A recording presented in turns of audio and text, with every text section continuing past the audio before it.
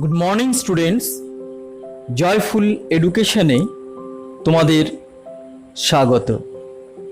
Joyful এডুকেশনকে এমনভাবেই সাজানো হচ্ছে যাতে তোমাদের এডুকেশনটা সত্যি সত্যি আনন্দদায়ক হয়। যা হোক, তোমরা চ্যানেলের সঙ্গে আছো। আমরা আমাদের যাত্রা শুরু করছি। ক্লাস 11-এর অ্যাকাউন্টেন্সি বিষয়ের উপরে আজ আমাদের প্রথম class. West Bengal Council of Higher Secondary Education এর সিলেবাস অনুযায়ী চ্যাপ্টারের নাম ইন্ট্রোডাকশন টু অ্যাকাউন্টিং, অর্থাৎ অ্যাকাউন্টিং বিষয়টির সঙ্গে আমাদের পরিচিতি লাভ করার সময় এখন। আসলে অ্যাকাউন্টেন্সি বিষয়টি আমরা আমাদের জীবনের প্রথম এই ক্লাস 11-এ এসে শিখছি, তাই এই বিষয়টি আমাদের কাছে একেবারেই নতুন।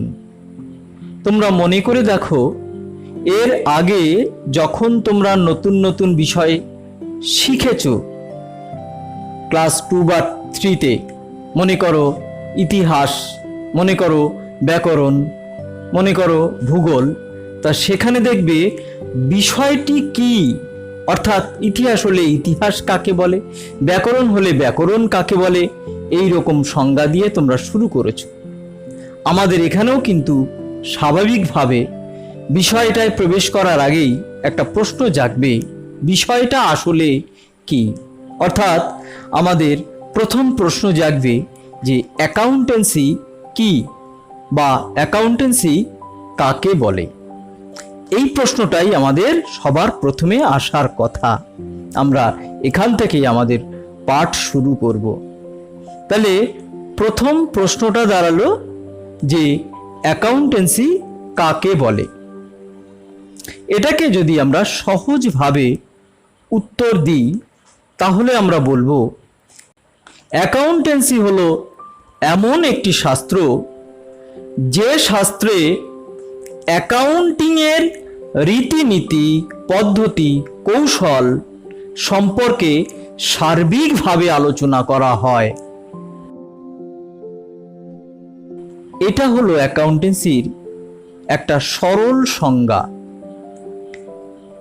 তোমরা কি বুঝতে পারলে যে অ্যাকাউন্টেন্সি মানে কি দাঁড়ালো? না, বোঝার কথা নয়, কারণ এই প্রশ্নে, এই উত্তরের মধ্যে আর একটা প্রশ্ন এসে যাচ্ছে। প্রশ্নটা কি? প্রশ্নটা হলো, তাহলে অ্যাকাউন্টিং আবার কাকে বলে? অর্থাৎ আমরা বললাম কি, অ্যাকাউন্টিংয়ের রীতিনীতি, পদ্ধতি, কলাকৌশল সেটা সম্পর্কে আলোচনা করা হয়। তাহলে প্রশ্ন আসছে অ্যাকাউন্টিং কি?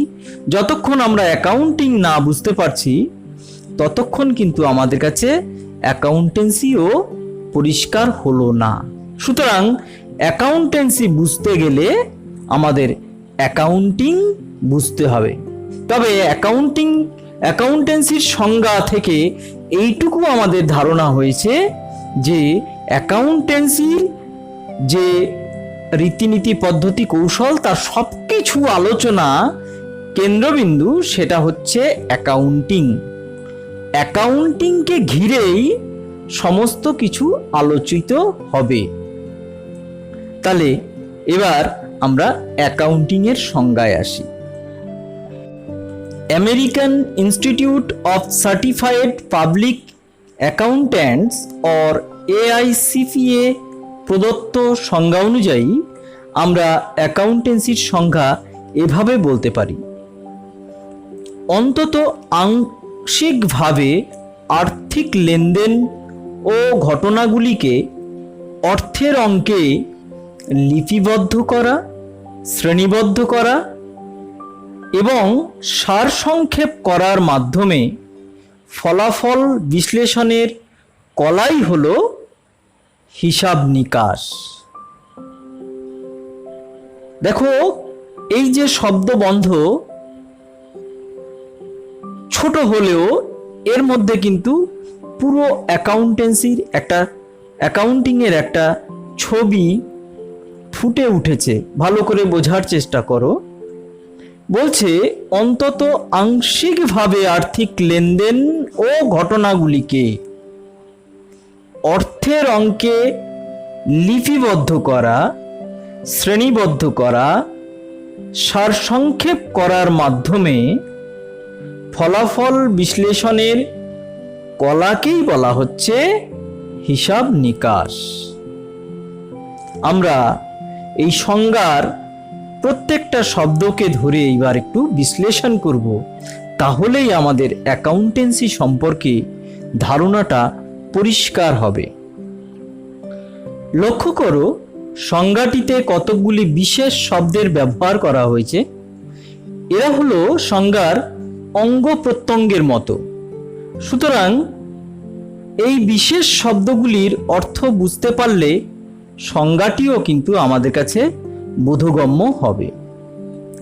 সংজ্ঞা থেকে আমরা এটা বুঝতে পারছি যে অ্যাকাউন্টিং হলো এমন একটি প্রক্রিয়া, যে প্রক্রিয়ার মধ্যে কতকগুলো বিশেষ কার্য সম্পাদন করা হচ্ছে, যেমন লিপিবদ্ধকরণ, শ্রেণীবদ্ধকরণ, সংক্ষিপ্তকরণ, ফলাফল বিশ্লেষণ।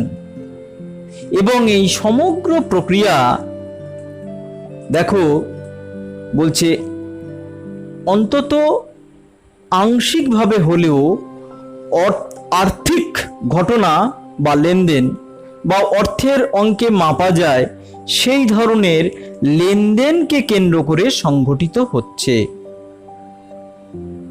হ্যাঁ, তো এই যে আর্থিক ঘটনা বলছি বা আর্থিক লেনদেন বলছি, এগুলোকে আমরা এক কথায় বলি শুধু লেনদেন, ইংরেজিতে বলা হয় ট্রানজ্যাকশন।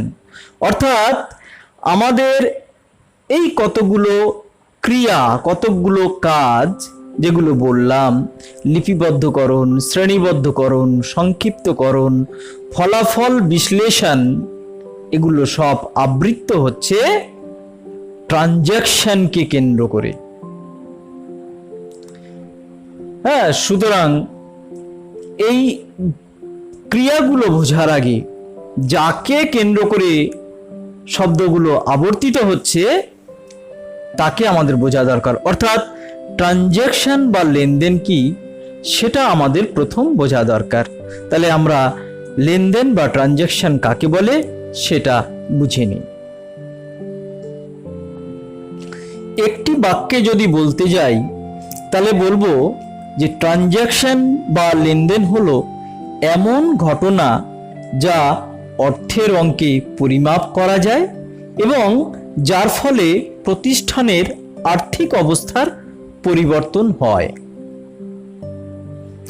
এখন প্রশ্ন হলো, ঘটনা কাকে বলে? দেখো, একটি প্রশ্নের সমাধান করতে গেলে আরেকটি প্রশ্ন চলে আসছে। সুতরাং সমস্ত কথার সমস্ত প্রশ্নের উত্তর পেলেই তবেই কিন্তু আমাদের সম্পূর্ণ জ্ঞান লাভ সম্ভব। এবার তাহলে আমাদের প্রশ্ন এলো, ঘটনা কাকে বলে? যদি এক কথায় বলি, বলবো যা ঘটে তাই হলো ঘটনা। যেমন ব্যবসায়িক ক্ষেত্রে যদি আমরা কতগুলো উদাহরণ নিই, গুডস পারচেজড অর্থাৎ পণ্য কেনা হলো, সেলস ম্যানেজার রিটায়ার্ড অর্থাৎ বিক্রয় সংক্রান্ত ম্যানেজার সে অবসর গ্রহণ করলেন। 3 নম্বর, স্যালারি পেইড টু এমপ্লয়িজ। 4 নম্বর, cash received from a customer who previously purchased goods from us in credit. অর্থাৎ একজন কাস্টমারের কাছ থেকে টাকা পাওয়া গেছে, কেননা তিনি আমাদের কাছ থেকে বাকিতে পণ্য কিনেছিলেন, একসময় বাকিতে কিনেছিলেন, এইবার তিনি আমাদের সেই টাকা পেমেন্ট করেছেন। 5 নম্বর উদাহরণ, জেনারেল ম্যানেজার স্টোর রুম পরিদর্শন করলেন, ওই সময়ে নথি অনুযায়ী 5,15,650 টাকার পণ্য স্টকে ছিল। তাহলে এই 5টি উদাহরণ আমরা নিলাম। এই 5টি উদাহরণ এর সবই হলো এক একটি ঘটনা, কিন্তু এই সবকটি ঘটনাই কিন্তু লেনদেন নয়। কেন লেনদেন নয়? কারণ এদেরকে আমরা এবার যাচাই করব। আমরা আমাদের সংজ্ঞায় বলেছি যে লেনদেন হলো এমন ঘটনা যা অর্থের অঙ্কে পরিমাপ করা যায়, 1 নম্বর শর্ত। 2 নম্বর শর্ত, যার ফলে প্রতিষ্ঠানের আর্থিক অবস্থার পরিবর্তন হয়। এই দুটো শর্ত পূরণ হলে তখনই আমরা কিন্তু সেই ঘটনাকে লেনদেন বলবো, অন্যথায় সেটা স্বাভাবিক ঘটনা, কিন্তু হিসাব শাস্ত্রে তাকে লেনদেনের স্বীকৃতি দেওয়া হবে না।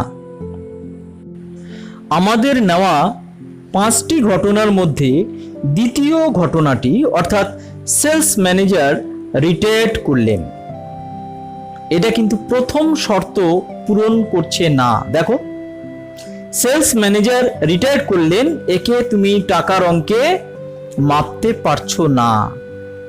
প্রথম শর্তে আমাদের ছিল টাকার অঙ্কে পরিমাপযোগ্য হতে হবে। তাহলে যেহেতু এটা টাকার অঙ্কে পরিমাপযোগ্য নয়, তাই এটা কিন্তু হিসাব শাস্ত্র অনুযায়ী লেনদেন নয়। আবার পঞ্চম ঘটনাটি, অর্থাৎ জেনারেল ম্যানেজার স্টোর রুম পরিদর্শন করলেন, এটি প্রথম শর্ত পূরণ করেছে। দেখো, সেই সময়ে কত স্টক ছিল সেটার উল্লেখ আছে, সুতরাং অর্থের অঙ্কে পরিমাপ ছিল, করা যাচ্ছে। কিন্তু দ্বিতীয় শর্ত পূরণ করতে পারেনি। দ্বিতীয় শর্ত কি ছিল? যে এই ঘটনার ফলে প্রতিষ্ঠানের আর্থিক অবস্থার পরিবর্তন হতে হবে। এইখানে দেখো, ম্যানেজার স্টোর রুম পরিদর্শন করেছেন, তার ফলে কিন্তু প্রতিষ্ঠানের আর্থিক অবস্থা ভালো হয়নি, খারাপ হয়নি, কিছু আসে যায়নি। সুতরাং এটাও কিন্তু দ্বিতীয় শর্ত পূরণ হয়নি। দুটো শর্তই যেহেতু পূরণ হয়নি, তাই এটাকেও আমরা ট্রানজ্যাকশন বা লেনদেন বলবো না। এবার বাকি ঘটনাগুলো দেখো। প্রথম ঘটনা, গুডস পারচেজড ফর ₹60,000। এই ঘটনায় দেখো প্রথম শর্ত পালিত হচ্ছে। এখানে এই ঘটনার অর্থমূল্য 60,000 টাকা, অর্থের অঙ্কে পরিমাপযোগ্য, এবং এই ঘটনার ফলে প্রতিষ্ঠানের অর্থের পরিমাণ 60,000 টাকা কমে যাবে, কিন্তু গুডস বা পণ্যের পরিমাণ 60,000 টাকা মূল্যের পণ্য বেড়ে যাবে। গুডস বা পণ্যের পরিমাণ 60,000 টাকার সমমূল্যের পণ্য বেড়ে যাবে, সুতরাং প্রতিষ্ঠানের আর্থিক অবস্থার পরিবর্তন হচ্ছে, সুতরাং এটি একটি ট্রানজ্যাকশন। এবার এসো 3 নম্বর ঘটনায়। 3 নম্বর ঘটনায় বলা হয়েছে salary of ₹24,000 paid to employees. এক্ষেত্রেও আমরা দেখছি ঘটনাটি অর্থের অঙ্কে পরিমাপযোগ্য, এবং এক্ষেত্রেও যখন স্যালারি প্রদান করা হচ্ছে তখন প্রতিষ্ঠানের ক্যাশ কমে যাবে 24,000 টাকা, এবং প্রতিষ্ঠানের যে দায় ছিল এমপ্লয়িদের কাছে তাদের স্যালারি প্রদান করার, সেটা দায়টা হ্রাস পাবে, অর্থাৎ আর্থিক অবস্থার পরিবর্তন হবে, সুতরাং এটাও একটি ট্রানজ্যাকশন। এরপর 4 নম্বর ঘটনা, cash of ₹30,000 received from a customer who previously purchased goods from us in credit। এই ঘটনায় এক্ষেত্রেও ঘটনাটি অর্থমূল্যে পরিমাপযোগ্য, এবং এক্ষেত্রেও প্রতিষ্ঠানের ক্যাশের পরিমাণ বৃদ্ধি পাচ্ছে, এবং অন্যদিকে প্রতিষ্ঠানের কারেন্ট অ্যাসেট সেটার পরিমাণ হ্রাস পাচ্ছে, অর্থাৎ আমাদের যে প্রাপ্য ছিল সেই প্রাপ্যের পরিমাণ কমে যাচ্ছে, এবং ক্যাশের পরিমাণ বৃদ্ধি পাচ্ছে, অর্থাৎ প্রতিষ্ঠানের আর্থিক অবস্থার পরিবর্তন ঘটছে। সুতরাং এক্ষেত্রেও এই এন্ট্রিটাও হলো, এই ঘটনাটাও হলো একটি ট্রানজ্যাকশনের উদাহরণ। সুতরাং আমরা দেখছি আমাদের নেওয়া এই 5টি ঘটনার মধ্যে প্রথম ঘটনা, তৃতীয় ঘটনা এবং চতুর্থ ঘটনা, এই 3টে ঘটনা হলো লেনদেন। বাকি দুটো ঘটনা অর্থাৎ দ্বিতীয় ও পঞ্চম ঘটনা দুটো ঘটনা হলেও তারা কিন্তু লেনদেন নয়। তা এই এখানে আমরা কিন্তু একটা কথা বলতে পারি যে সমস্ত লেনদেনই কিন্তু ঘটনা, কিন্তু সমস্ত ঘটনাই লেনদেন নয়। আমার মনে হয় এই আলোচনা থেকে তোমাদের লেনদেন বা ট্রানজ্যাকশন সম্পর্কে একটা স্বচ্ছ ধারণা হয়েছে। যদি না হয়ে থাকে তোমরা অবশ্যই কমেন্ট করবে এবং আমাকে জানাবে, আমি আরও তাহলে তোমাদের পরিষ্কার করে দেব যেখানে অসুবিধা হবে। এ প্রসঙ্গে আমরা আরেকটু বলি যে আমাদের উদাহরণে নেওয়া 3টি ট্রানজ্যাকশনই কিন্তু ভিজিবল, অর্থাৎ দৃশ্যমান, আমরা সেগুলোকে বাস্তবে দেখতে পাবো। হ্যাঁ, কিন্তু বাস্তবে এমন কিছু ট্রানজ্যাকশনও কিন্তু আছে যেগুলো ইনভিজিবল, সরাসরি দেখা যাবে না যে এই ট্রানজ্যাকশন হলো। হ্যাঁ, এই প্রকার লেনদেনগুলি আমরা এখন আলোচনা করব না, কারণ আমরা একদম প্রাথমিক পর্যায়ে আছি। হ্যাঁ, এই গুরুগম্ভীর ব্যাপারগুলো এখনই আলোচনা করলে আমাদের বোঝার ক্ষেত্রে একটু কষ্ট হতে পারে, প্রথমেই আমরা ঘাবড়ে যেতে পারি। সেই জন্য এটা আমরা পরে সময়ের সঙ্গে সঙ্গে এটা আরো ডিটেলস আলোচনা আমরা পরে করে নেব। যাক, তাহলে আমরা অ্যাকাউন্টেন্সির সংজ্ঞা পড়তে গিয়ে অ্যাকাউন্টিং এর সংজ্ঞায় পৌঁছে গেছি এবং অ্যাকাউন্টিং এর সংজ্ঞার একটি অংশ সেখানে বলা হয়েছে অন্তত আংশিকভাবে আর্থিক লেনদেন বা ঘটনাগুলিকে। তাহলে এই অংশটুকু আমরা এতক্ষণে বুঝলাম, অন্তত আংশিকভাবে আর্থিক লেনদেন বা ঘটনাগুলি, যাকে আমরা এক কথায় বলছি লেনদেন বা ট্রানজ্যাকশন, সেটা আমাদের কাছে পরিষ্কার হলো। আমরা এবার আমাদের সংজ্ঞার পরবর্তী অংশ সেটা বুঝব, অর্থাৎ এবার আমরা জানব লিপিবদ্ধকরণ বলতে কি বুঝি। আমরা বলেছি ট্রানজ্যাকশনকে কেন্দ্র করে কতকগুলি ক্রিয়া সম্পাদিত হচ্ছে। কি না, লিপিবদ্ধকরণ, শ্রেণীবদ্ধকরণ, সংক্ষিপ্তকরণ বা সারসংক্ষেপ বের করা এবং ফলাফল বিশ্লেষণ। এই যে 4টে ক্রিয়া, এই 4টে ক্রিয়া সম্পর্কে আমরা বুঝবো। 4টে ক্রিয়ার প্রথমটি হলো লিপিবদ্ধকরণ। তাহলে এবার আমরা বুঝবো লিপিবদ্ধকরণ বলতে কি বুঝি। লিপিবদ্ধকরণ হলো লেনদেনকে লিপিবদ্ধ করা, অর্থাৎ যখনই লেনদেন সংগঠিত হবে তখনই তাকে সুনির্দিষ্ট পদ্ধতিতে হিসাবের খাতায় লিখে ফেলতে হবে। যে হিসাবের বইতে এই লিপিবদ্ধকরণ বা রেকর্ডিং কার্যটি সম্পন্ন করা হয় তাকে বলা হয় জার্নাল বা বাংলায় বলা হয় জাবেদা। আমরা পরবর্তী সময়ে যখন জার্নাল বিষয়ে বিস্তারিত আলোচনা করব তখন জার্নাল সম্পর্কে আমাদের আরো ধারণা পরিষ্কার হবে। আপাতভাবে বোঝো যে জার্নাল বলতে কি। জার্নাল হচ্ছে এমন একটি খাতা যে খাতায় প্রথমে আমরা লেনদেনকে লিপিবদ্ধ করছি। তাহলে লিপিবদ্ধকরণ ব্যাপারটা আমরা বুঝলাম। এবার আমাদের পরবর্তী শব্দ শ্রেণীবদ্ধকরণ এবং সংক্ষিপ্তকরণ, অর্থাৎ ক্লাসিফাইং ও সামারাইজিং, এই কার্য দুটি সম্পর্কে জানব। আমরা ইতিমধ্যেই জেনেছি যে ট্রানজ্যাকশনগুলি প্রাথমিকভাবে জার্নালে লেখা হয়ে থাকে। জার্নালে ট্রানজ্যাকশনগুলিকে শ্রেণী বিভক্ত করা হয় না। এটা একটা রাফ খাতার মতো, যাতে কোনো লেনদেন বাদ পড়ে না যায়। তাই লেনদেন যখনই ঘটছে সঙ্গে সঙ্গে কিন্তু আমরা পরপর তারিখ অনুযায়ী জার্নালে লিখে ফেলি। জার্নালে সব রকম লেনদেন কিন্তু মিলেমিশে থাকে। এখানে কোনো লেনদেনের বাদ বিচার নেই যে এই ধরনের লেনদেন এখানে আসবে, এই ধরনের লেনদেন এখানে আসবে না, তা কিন্তু নয়। যত রকমের লেনদেন আছে সব কিন্তু জার্নালে প্রথমে লেখা হয়। এই জন্যই জার্নাল হচ্ছে অনেকটা রাফ খাতার মতো। তাই এখান থেকে সিদ্ধান্ত গ্রহণের উপযোগী তথ্য কিন্তু পাওয়া প্রায় অসম্ভব, কারণ সবাই তো মিলেমিশে আছে।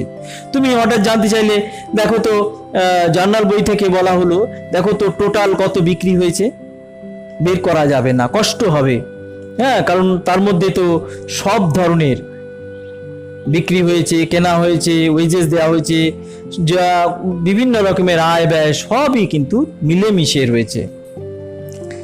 সেই কারণে আমাদের প্রয়োজনের তাগিদেই এই লেনদেনগুলিকে উপযুক্তভাবে শ্রেণী বিভক্ত করে সেই শ্রেণীর সংক্ষিপ্ত ফল বের করা দরকার। এই যে শ্রেণীবদ্ধকরণ, এই শ্রেণীবদ্ধকরণের কাজটা একটা আলাদা হিসাবের বইতে করা হয়। এই হিসাবের বইকে বলা হয় লেজার, বাংলায় বলা হয় খতিয়ান।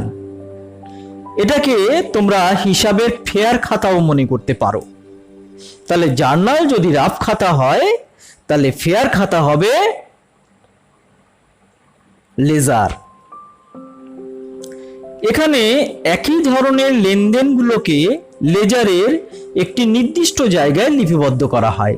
লেজারে ঠিক করে রাখা হলো প্রথম 5 পাতা সমস্ত পারচেজগুলো পরপর থাকবে, তারপরের 5 পাতা সেলসগুলো থাকবে, তারপরের 5 পাতা স্যালারি পেমেন্ট করলাম সেই সম্পর্কে থাকবে।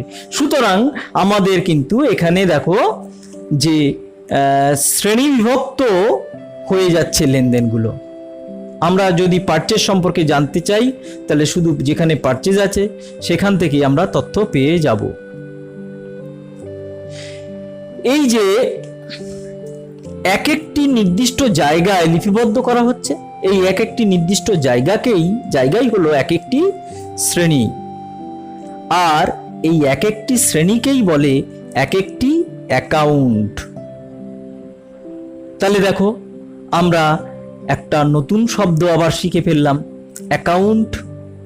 অ্যাকাউন্ট কথাটা কেন এলো? কারণ আমরা লেনদেনকে যখন শ্রেণী বিভক্ত করছি, ওই এক একটা শ্রেণী তাকেই আমরা এক একটা অ্যাকাউন্ট বলছি। অ্যাকাউন্ট সম্পর্কে আমরা এরপরে যে ক্লাস হবে সেখানে আরো অনেক বেশি বিস্তারিত আলোচনা করব। আমরা আপাতত যেহেতু প্রথম ক্লাসে রয়েছি তাই আমরা শুধু ধারণাগুলো নেব এবং এই ধারণাগুলো গোটা ভাবে তোমরা বোঝার চেষ্টা করো, আর বিস্তারিত তো আমরা পরে আস্তে আস্তে শিখব। যাই হোক, প্রতিটি অ্যাকাউন্টের দুটো দিক আছে, একটা ডেবিট দিক, অপরটা হচ্ছে ক্রেডিট দিক। যদি একটা দিক পজিটিভ হয় তাহলে অপর দিক হচ্ছে নেগেটিভ। বছরের শেষে এই প্রত্যেকটা অ্যাকাউন্টের ব্যালেন্স নির্ণয় করা হয়। ব্যালেন্স কি না, ব্যালেন্স হলো অ্যাকাউন্টের যে দুটো দিক থাকে, একটা পাওয়ার দিক, একটা দেওয়ার দিক, এই দুটোর মধ্যে পার্থক্য, বিয়োগফল, অর্থাৎ বেশি দিক থেকে কম দিকটা বিয়োগ করা হবে। হ্যাঁ, অর্থাৎ ডেবিট দিকের যোগফল যদি 50,000 টাকা হয়, ক্রেডিট দিকের যোগফল যদি 40,000 টাকা হয়, তাহলে ব্যালেন্স হবে 50,000 মাইনাস 40,000 সমান 10,000 টাকা। যেহেতু ডেবিট দিকের যোগফল বড়, তাই এই ব্যালেন্সকে আমরা বলবো ডেবিট ব্যালেন্স। আবার যদি ক্রেডিট দিকের যোগফল বেশি হতো, ডেবিট দিকের যোগফল কম হতো, সেক্ষেত্রে আমরা তাকে বলতাম ক্রেডিট ব্যালেন্স। আমরা এরপরে যখন অ্যাকাউন্ট সম্পর্কে আবার বিস্তারিত জানব, তখন ব্যালেন্স বিষয়ে আরো বিস্তারিত করে জানবো। হ্যাঁ, তাহলে এই যে ব্যালেন্স আমরা পেলাম, এই ব্যালেন্সই হলো অ্যাকাউন্টের সংক্ষিপ্ত রূপ। অর্থাৎ কোনো একটা অ্যাকাউন্টের আলটিমেট নিট ফল্ট হলো ওই ব্যালেন্সটা। ব্যালেন্স নির্ধারণ করাকেই বলা হয় সংক্ষিপ্তকরণ। তাহলে আমরা এই দুটো শব্দ বুঝে নিলাম, শ্রেণীবদ্ধকরণ ও সংক্ষিপ্তকরণ কি। শ্রেণীবদ্ধকরণ মানে হচ্ছে আমরা যখন লেনদেনগুলো হয়েছে জার্নালে লেখা হয়েছিল সেগুলোকে লেজারে লেখা হচ্ছে, হ্যাঁ, আলাদা আলাদা শ্রেণীতে ভাগ করে, সেটা শ্রেণীবদ্ধকরণ। আর সেই প্রত্যেকটা যে শ্রেণী তাকে আমরা নাম দিচ্ছি অ্যাকাউন্ট, এবং সেই অ্যাকাউন্টের দুটো দিক হয়, একটা ডেবিট দিক, একটা ক্রেডিট দিক। হ্যাঁ, যে দিক বড় তার থেকে ছোট দিকটা বিয়োগ করলে যে ফলটা পাই তাকে আমরা বলি ব্যালেন্স। তাহলে এই ব্যালেন্স নির্ধারণ করা হচ্ছে মানে হচ্ছে অ্যাকাউন্টার সংক্ষিপ্ত রূপ আমরা পাচ্ছি।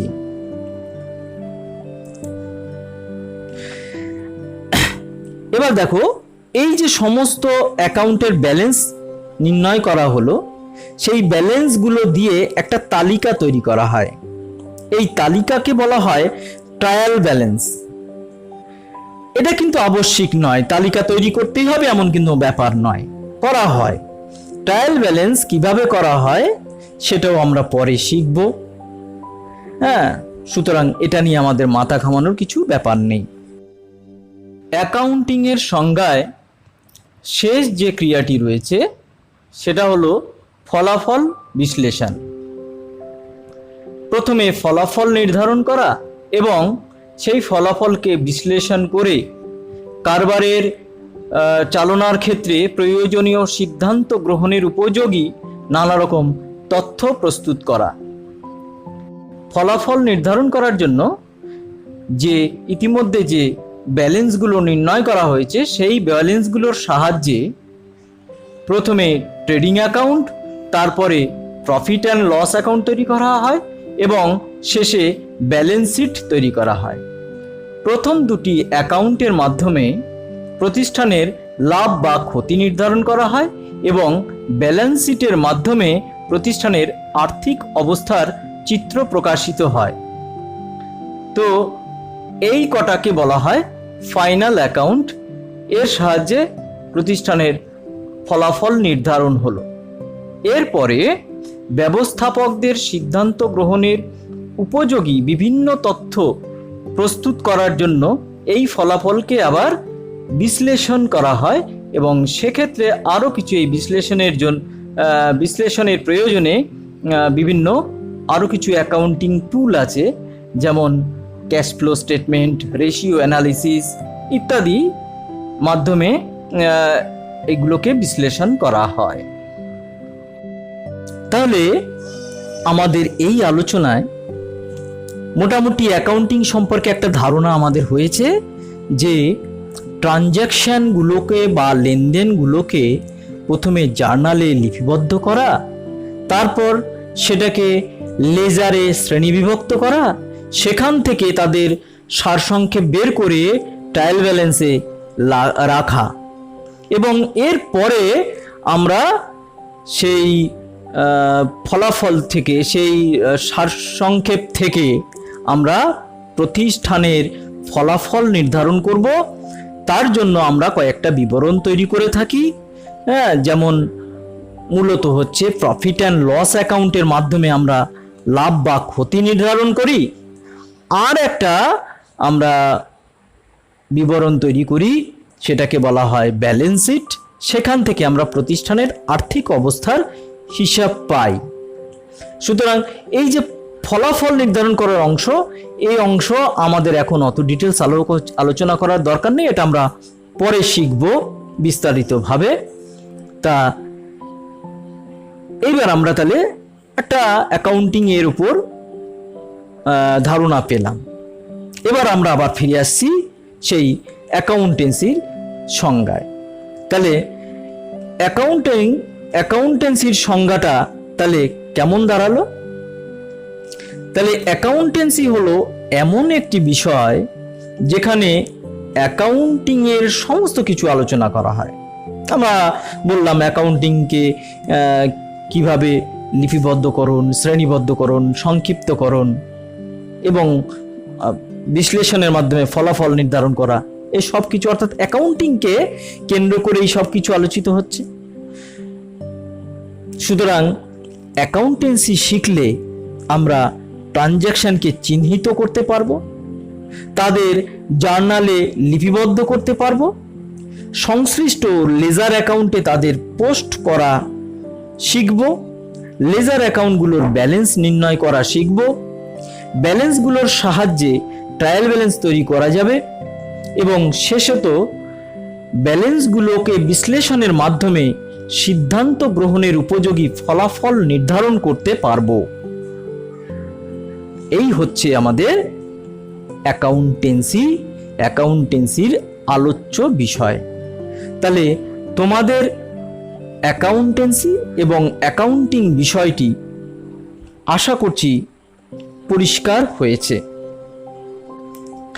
অ্যাকাউন্টেন্সি একটা সামগ্রিক রূপ, এটা একটা থিওরিটিক্যাল জ্ঞান, আর অ্যাকাউন্টিং হচ্ছে তার বাস্তবিক প্রয়োগ, প্র্যাকটিক্যাল অ্যাসপেক্ট।